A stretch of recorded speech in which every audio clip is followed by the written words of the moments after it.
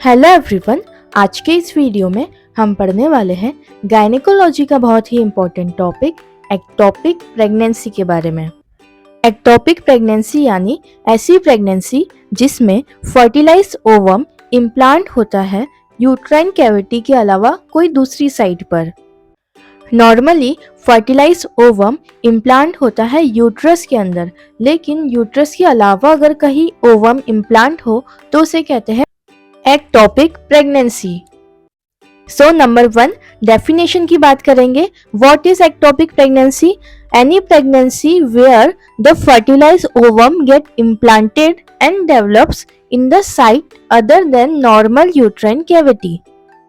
ऐसी कोई भी प्रेगनेंसी जिसमें फर्टिलाइज्ड ओवम इम्प्लांट हो रहा है नॉर्मल यूट्राइन कैविटी के अलावा कोई दूसरी साइट्स पर। अब हम बात करेंगे कौन कौन सी साइट्स हैं जहां पर फर्टिलाइज्ड ओवम इम्प्लांट हो सकता है। सो इम्प्लांटेशन साइट्स को हम दो पार्ट्स में डिवाइड करेंगे। नंबर 1 एक्स्ट्रा यूट्राइन यानी यूट्रस के अलावा कहीं और प्रेजेंट होना, extra uterine, okay. And number 2 is uterine यानी यूट्रस में होना प्रेगनेंसी लेकिन नॉर्मल यूट्राइन कैविटी में नहीं। सो एक्स्ट्रा यूट्राइन को हम 3 पार्ट्स में डिवाइड करते हैं। Number 1 tubal, number 2 ovarian and number 3 is abdominal, okay. Tubal यानी ट्यूब्स में होने वाली, फैलोपियन ट्यूब्स में होने वाली प्रेगनेंसी, एक्टोपिक प्रेगनेंसी, और ये सबसे ज़्यादा कॉमनेस्ट टाइप है। सो 95% जो केसेस है एक्टोपिक प्रेगनेंसी के वो ट्यूब्स में मिलते हैं। ट्यूब्स यानी फैलोपियन ट्यूब्स, ओविडक्ट जिसे हम कहते हैं। तो कहाँ कहाँ पे मिल सकते हैं फैलोपियन ट्यूब्स में? तो फैलोपियन ट्यूब्स के 4 पार्ट्स होते हैं, हमें पता है। एम्प्यूला, इस्थमस, इंटरस्टिशियल और इनफंडिब्यूलम। तो इन चारों में कहीं पे भी हो सकती है एक्टोपिक प्रेगनेंसी फैलोपियन ट्यूब्स में, और ये सबसे ज़्यादा कॉमनेस्ट है, okay. Ampulla, isthmus, interstitial and infundibulum. आप डायग्राम से समझ सकते हैं। अगर यहाँ पे प्रेगनेंसी होगी तो ओवम जो है वो सरवाइव नहीं कर पाएगा इतनी कम स्पेस में। तो फैलोपियन ट्यूब्स में रप्चर होने के बहुत ज़्यादा चांसेस रहते हैं एक्टोपिक प्रेगनेंसी के, और एबॉर्शन होने के भी बहुत ज़्यादा चांसेस रहते हैं। नेक्स्ट ओवरियन, और थर्ड रहती है एब्डोमिनल। एब्डोमिनल को भी हम 2 पार्ट में डिवाइड करते हैं, प्राइमरी एंड सेकेंडरी। सेकेंडरी को फिर से हम 2 पार्ट्स में डिवाइड करते हैं, इंट्रापेरिटोनियल, पेरिटोनियम के अंदर भी हो सकती है pregnancy, and number 2 is extra peritoneal, peritoneal से बाहर, सो एक्स्ट्रा पेरिटोनियल। इसका मतलब क्या हो रहा है कि फर्टिलाइज्ड ओवम एब्डोमेन में भी इम्प्लांट हो रहा है। एब्डोमेन में इंट्रापेरिटोनियल भी हो सकता है, पेरिटोनियम के अंदर भी, और एक्स्ट्रा पेरिटोनियल भी हो सकता है, पेरिटोनियम के बाहर भी। नेक्स्ट यूट्राइन, आप डायग्राम में देख सकते हैं कहाँ का इम्प्लांटेशन हो सकता है। तो नंबर 1 सर्वाइकल, सबसे नीचे आप देख सकते हैं सर्वाइकल एरिया में भी ओवम जाके इम्प्लांट हो सकता है और एक्टोपिक प्रेगनेंसी करवा सकता है। नंबर 2 एंगुलर, जो एंडोमेट्रिक टिश्यू है, एंडोमेट्रियोटिक टिश्यू, उसके अंदर भी इम्प्लांटेशन हो सकता है। नंबर 3 सी सेक्शन होता है, सीजेरियन होता है, तो उसका जो स्कार बचता है वहां पर भी हो सकता है। और नंबर 4 इज कॉर्नुअल, तो इन सभी जगह पर भी इम्प्लांटेशन हो सकता है। नेक्स्ट इंसिडेंस, तो इंसिडेंस बढ़ गए हैं एक्टोपिक प्रेगनेंसी के, ज़्यादा पेशेंट्स आ रहे हैं एक्टोपिक प्रेगनेंसी के, तो इसके क्या कारण हो सकते हैं? Number 1 PID, pelvic inflammatory diseases बढ़ गई है इसलिए भी। Number 2 IUCDs, intra uterine contraceptive devices, इनका फेलियर हो जाना, इनके इंसर्शन के टाइम पर कुछ ऐसी प्रॉब्लम आ जाना जिसके कारण इंक्रीज हो गए chances. Number 3 tubal surgeries, tubes में सर्जरीज हो रही है फैलोपियन ट्यूब्स में, उसके कारण भी हो सकता है। And number 4 ART, assisted reproductive techniques.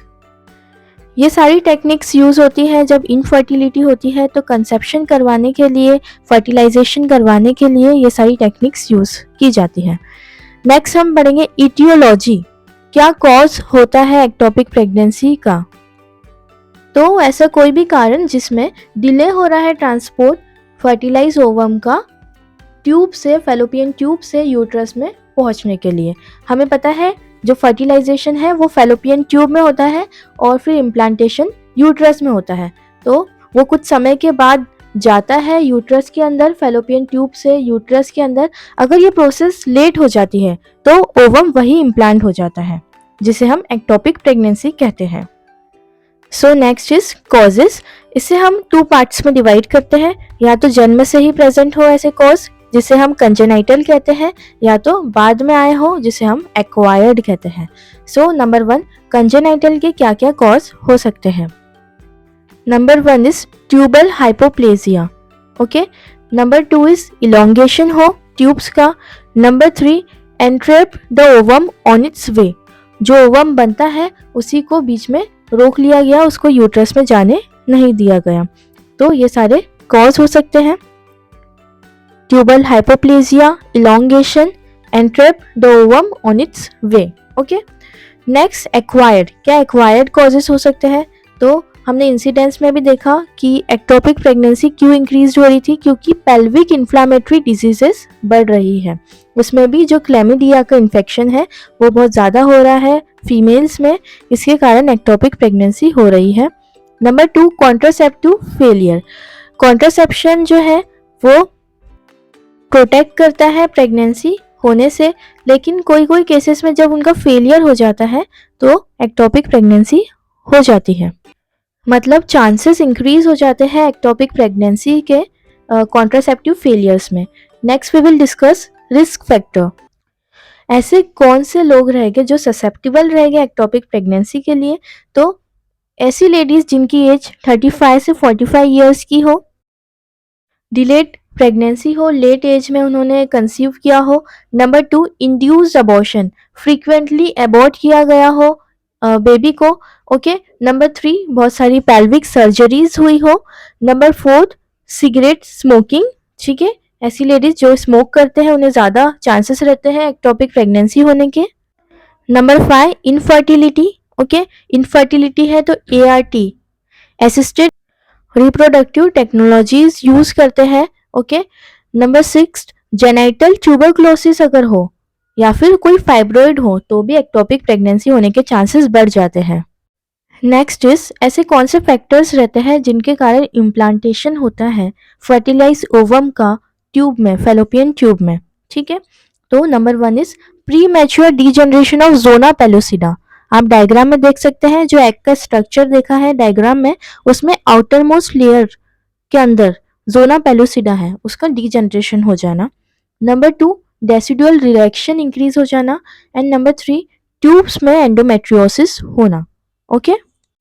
सो इन सारे फैक्टर्स के कारण फर्टिलाइज ओवम इम्प्लांट हो जाता है फैलोपियन ट्यूब में। Next we will discuss fate, कि क्या होता है एक्टोपिक प्रेगनेंसी में, क्या होता है फर्टिलाइज ओवम का जो कि यूट्राइन कैविटी के अलावा कहीं और इम्प्लांट हो गया है।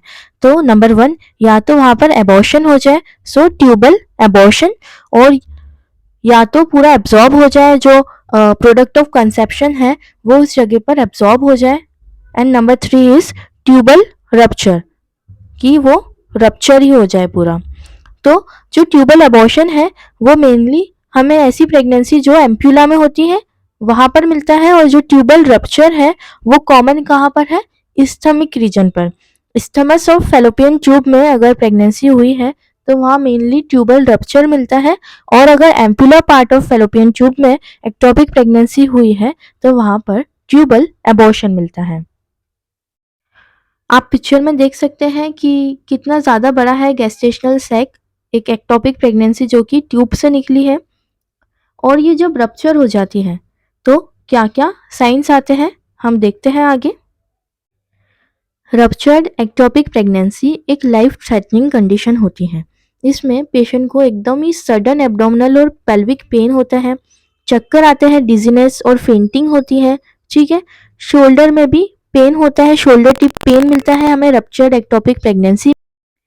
और ये क्यों हुआ है, क्योंकि जब प्रेगनेंसी रप्चर होती है ब्लड निकलता है बाहर, और ये ब्लड इरिटेट करता है डायफ्राम को, ठीक है। और डायफ्राम और शोल्डर को सेम डर्मेटोन्स सप्लाई करते हैं, इसलिए पेन रिफर्ड होता है उस जगह पर भी, ठीक है। तो हमने देखे symptoms of ectopic pregnancy, minimal vaginal bleeding होती है, वॉमिटिंग, नोशिया पेन के साथ मिलता है, लोअर एब्डोमेन में सडनली पेन होता है, क्रैम्प्स आते हैं एब्डोमेन में, ओके।